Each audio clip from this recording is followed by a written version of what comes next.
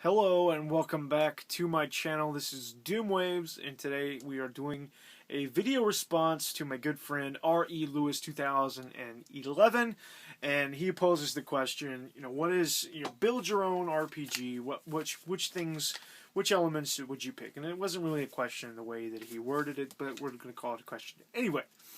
And of course, the basis for the question came from a Game Informer magazine, where it just listed a whole bunch of elements to what goes into an RPG, the different elements. And he said, the article just picked several games fitting each one of these categories, to make overall the most epic RPG. And I'll read off the classes or the things here, but I only picked three. Also, much the same as Rusty. The things are hero, final boss, your party members, how that's set up, conversation, what's going on, how the characters interact with each other, the world or the setting, the art direction, how does it look on the screen, cel shaded, all that good stuff. The story of the game, cutscenes, humor, co-op, timing, strategy, post-battle refill, and then combat and music.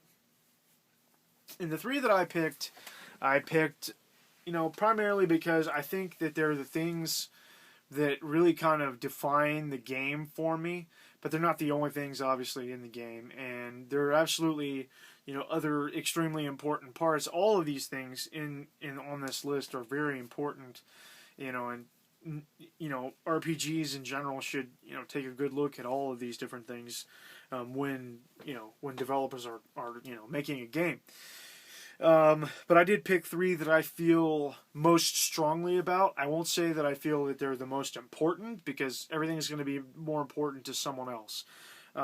These are the ones that I feel most strongly about. I picked hero, combat, and world. Now, I don't play a ton of RPGs. I love RPGs. I have a ton of them. But I'm such a procrastinator, and I just get bored. I don't get bored with them. I won't say that I get bored with them, because I don't really.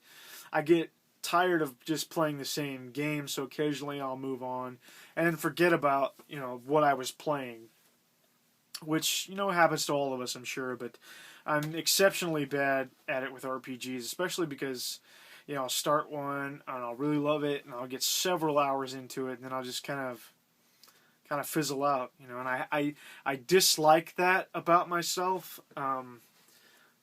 I dislike that I do that. I wish that I could just, stay and finish games, on like a one-shot deal, even, it doesn't have to take one day. I'm saying, just, I wish I could finish one before I started another one, just for the sake of continuity, but it never happens. So I picked a stack of games here, and I picked 6 games, and several of them will get mentioned more than once in talking about the 3 attributes that I picked out, because they fall into that same category. So first I want to talk about world. And Rusty mentioned Fallout 3 as the world wasn't one of his categories that he ended up picking. But he mentioned something about Fallout 3. I'll definitely link his video, so watch that. And when he was talking about Fallout 3 and how it was kind of a post-apocalyptic kind of a world, I haven't played that yet. I own it, but I haven't put it in yet. But it really got me thinking about a movie that I just recently watched, and that's Final Fantasy Spirits Within. And this is not a game, so this is not the one I'm picking. But I just really liked the setting, the once again kind of post-apocalyptic, just the way things looked, and I don't know, it was just a really beautiful setting, and I really wish that they had made a game after this movie. I still maybe wish that it could happen. I highly doubt that it will. But then I, realized that, there are several other games, even in my collection, that have somewhat similar kind of world and kind of embody the same things about the things I liked in that, and all as well as embellishing on just the kind of post-apocalyptic, and then becoming, its own modern day, its own present day. They've moved on from the catastrophe, and now they're living their lives, not as if it didn't happen, but, in a rebuilding kind of way. And those three games I picked are Ys 7. I'm not done with Ys 7 yet, but this is kind of one of those kind of things that I'm talking about. There was an ancient civilization, that worshipped these dragons, and that civilization has, all but gone. Really, it's it's not as prevalent anymore, especially in some areas of the game. Obviously, you move on in other places, it is prevalent, but for the most part, most of the areas in the game are pretty primitive, and I really kind of like that setting, and going on the same, in the same vein. I mean, this game Ys 7 doesn't look the same as this game, but this is arguably my favorite RPG of all time, and it's kind of the same deal. Just a really beautiful landscape, really beautiful setting, but it is, after sin wiped out the world, wiped out everything that was mechanized, all machines, everything, technology is gone, and it wiped it away to this post-apocalyptic kind of world where it's now present day, and they're just living their lives, as it is, as opposed to, wishing it could be another way, or as it used to be, because they don't want to, because they're afraid, of course, that if they revert back to the way it was, long time ago, when sin wiped it out in the first place, that it would happen again. And another one in a very similar vein, but once again, very different kind of a game. Another one of my very favorite games, Enslaved: Odyssey to the West. I really enjoyed this one too. I just loved how everything was just overgrown and just green. Even the cities, things just falling apart, bridges just falling, buildings collapsing, and everything's overgrown and green. You can kind of see it a little bit on the cover there. And, how, it just is the way it is now. And people are few and far between. And yeah, I mean, it just is the way it is. I just really love the setting in Enslaved. I'd say of all three, this one is actually probably my favorite. And that's, I don't know why. I just really loved to look at the, at the setting. Just look at the world, just look at it. And it was amazing to me. I really enjoyed this game. Okay, now moving right along to the next topic, and we're going to talk about combat. And I'm going to grab two of these games again. While I'm a big fan of turn-based RPGs, I really am. I'm a huge fan of turn-based RPGs. And I would say, though, that my favorite game style, barring none, is probably first-person shooter.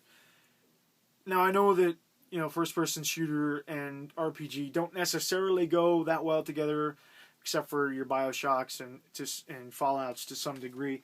And I didn't pick any of those kind of games, but I kind of took a happy medium here. And I would say my favorite style of RPG combat has got to be the action RPG.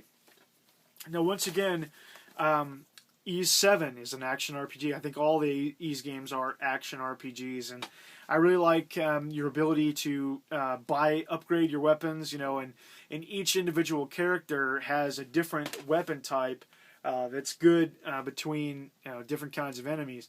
I've also heard, to some Ys fans, that this game, that's kind of one of the letdowns to this game. But this is the first one I played, so I didn't have that problem as just playing Adol. Because you do have to switch between several of these characters on the front cover here. You got Adol and Dogi, and I think his name is like Mustafa or something, and Mashira, Elk, Sias, I think is his name. She's the princess. I can't remember her name. Alicia, maybe. But anyway, you got to pick between several of these characters. You can use 3 at a time. And Adol's got your more standard sword slashing attack. Dogi's got a really heavy-headed, like a really heavy attack, and then there's other ones that have like a quick piercing attack, and there's some that have like an airborne attack, like they shoot airborne arrows or magic spells and that sort of thing. So I just really enjoy the combination of the different kinds of attack types that are used in this game. Another one, this one kind of combines first-person shooting and actually it's really more like third-person shooting, and also hand-to-hand combat. Monkey has this staff, like a power staff. Sorry, my leg itched. Has a power staff that he hits things very hard with, and he's got some skills. You learn, different button combinations, and he can perform these, really awesome like hack and slash style skills with. But then also, he's got like a stun attack and a shooting attack that you stun enemies that are away from you, and also shoot them also. So it's kind of a good combination of the two. I'd say this was really really unique style of combat. It's all in third person, and it gets that shooting element, but it stays true to the action RPG style. And this game is not entirely an RPG. It's definitely an action game, an action hack and slash, but it's definitely got some RPG elements. With being able to level up, get stronger, and you get attribute points that you can assign to specific abilities or strengths or health or defense, and so that sort of thing. So in that way, it is definitely still an action RPG, and I really, really liked this style of combat.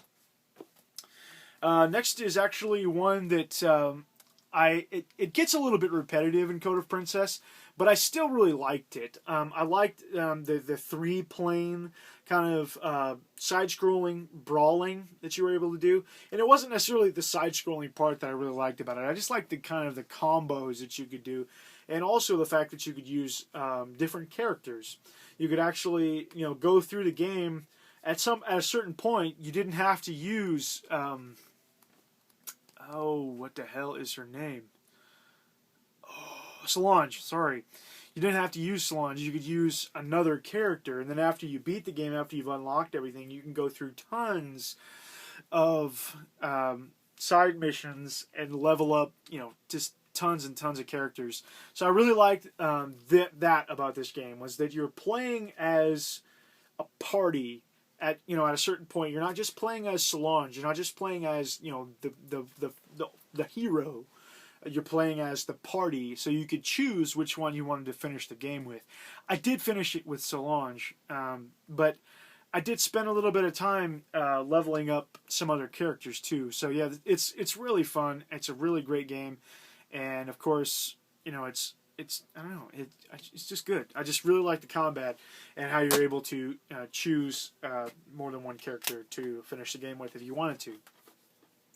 Another one very similar to Enslaved Odyssey of the West, and for good reason. It's made by the same people. Ninja Theory, Heavenly Sword. This is another really, really great combat style. It's still your third-person hack and slash style gaming, but then she's got these abilities that by holding down one trigger and doing a certain thing, she could spin the sword around on these chains, and it was like a ranged attack, and she got like heavier attacks and special attacks. It was just a really great hack and slash style game. Nothing spectacular, and it does have its flaws, but it still is a really great combat style, and I enjoyed it. And as with all of these things. And here's what I'm going to get a little bit of flack for, because it's not an RPG. It's got some RPG elements, similar in similar ways to Enslaved Odyssey to the West. And this is one of my very favorite games, and one that gets a lot of crap too. But I really, really, really liked the combat in this game, and that is the Splatterhouse reboot. I've talked about this game a lot. It's no secret that I'm a big fan of this game. But I just really liked the combat. I liked just tearing things to shreds. It was just a really, really, really fun combat style. Once again, still hack and slash, style, brawler, beat 'em up, just beating the ever-loving crap out of monsters. And it was a really fun combat style. All right. the last one, but the not least, we're going to talk about the hero. Now, one small caveat here. To say the game's hero is a pretty generic term. The hero is, in this case, synonymous with the main character. However, I think that in the way I'm perceiving this and the way I'm going to be talking about this is that the hero is not necessarily the main character. More like the hero is what has finally motivated the hero to do what he does, the main character to do what he or she does. And that's, where I'm going to talk about this. That element of the hero for me in my perfect RPG would be that clincher, that moment, or that person that just, whether it be a tragic death or something, that finally just motivates, And I'm going to talk about a few games here, all of which I've already talked about. Enslaved: Odyssey to the West. This one is big because I think that it kind of happens towards the end, and I don't want to give any spoilers away. But if you played this game, you know exactly what I'm talking about. It's that moment where Monkey and Trip both just get shit done. No more messing around. It's just a really great game, and it's just a huge sacrifice, and it is just an awesome kind of a turning point. Not necessarily a turning point because they were already headed in that direction, but it was definitely a twist. I didn't necessarily see coming. It's not so crazy, like, it wasn't like, holy crap, I didn't drop my controller when it happened, but I definitely welled up. It was a little bit crazy at that moment. Final Fantasy X. This is a big one. And also I want to say, too, that in a lot of ways, and especially in the games I'm talking about, the main character is a very reluctant main character. They don't necessarily want to do what it is they're doing, until a certain point in the game. Definitely true with Monkey. He's being held hostage, basically, by Trip. He's being forced to help her. He's got this crown thing on his head that's attached to Trip, and she basically controls what he does. So he's a very much a reluctant hero or reluctant main character in this game, but it ends up very, very well. Same goes for Tidus in Final Fantasy X. He's a spoiled brat, basically. He's the star blitzball player of the Xanarkand Abes in his day, and Sin comes, wipes it all away, and sends him through some sort of portal of some sort, with Auron, and they end up in Spira, this world that's several thousand years. I think it's a couple thousand. I really don't remember. Maybe it's just 1,000. Not positive on the number. It's been a while since I played it. A ways in the future from where he came from.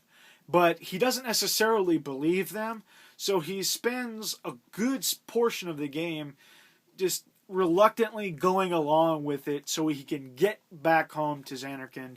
And then when he gets there, realizes, shit. Alright, let's do this. Let's go.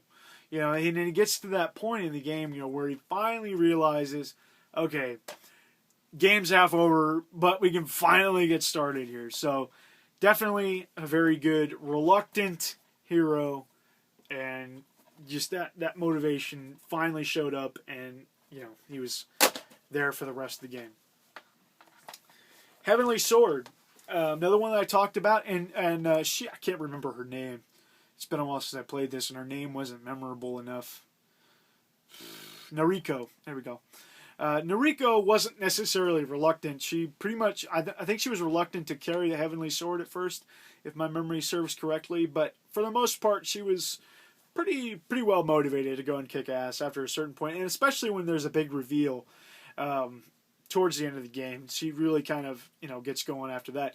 But the main thing is the other character. Gosh, I can't remember her name. Oh, it's horrible because she is so huge in the game. Oh, this is horrible that I can't remember her name. Oh, it's not completely relevant, but since the game has a manual, I am going to look and see if her name is written in it somewhere. You would think that there would be like a character page. I don't think there's going to be, but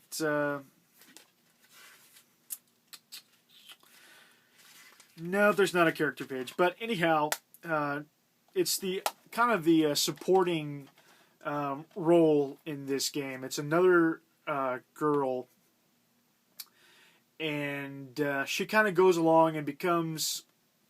She's kind of in the background a little bit, but you play as her a couple times, and she's got this really cool crossbow that you end up having to use like a bullet time shooting thing with the six axis controller. It's kind of difficult to do, but it's kind of a fun aspect. I think it was a little bit overdone in this game. I think they whipped it out a few too many times. But she really does become the main motivation for Noriko, especially at the end. And so that's what I mean by just that moment. That I keep harping on it, but that moment that I'm talking about is really what makes games for me worth it, worth the time.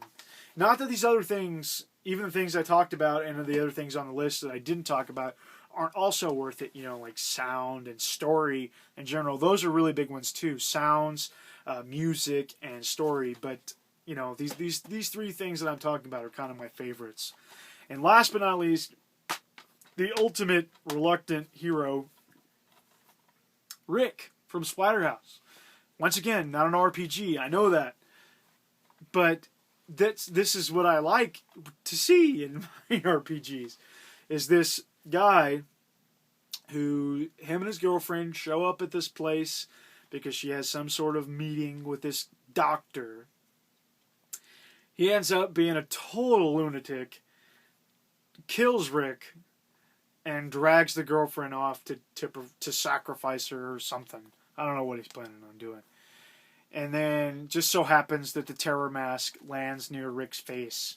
And he puts it on, of course. And the mask gives him this awesome power that it, grows stronger. Like the more blood is shed and stuff like that. But he doesn't want to do this. He just wants to get his chick back and go the frick home. He doesn't want to do this. But he has to, because if he doesn't, he's going to die.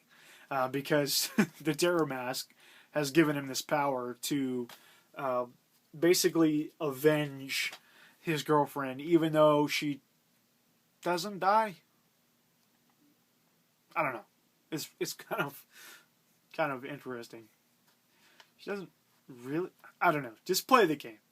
And I know most of you probably won't, especially like if you're a huge RPG fan, you'll scoff at me for even putting this game in this conversation. But as far as combat and the reluctant hero, this game has it, and I really loved it.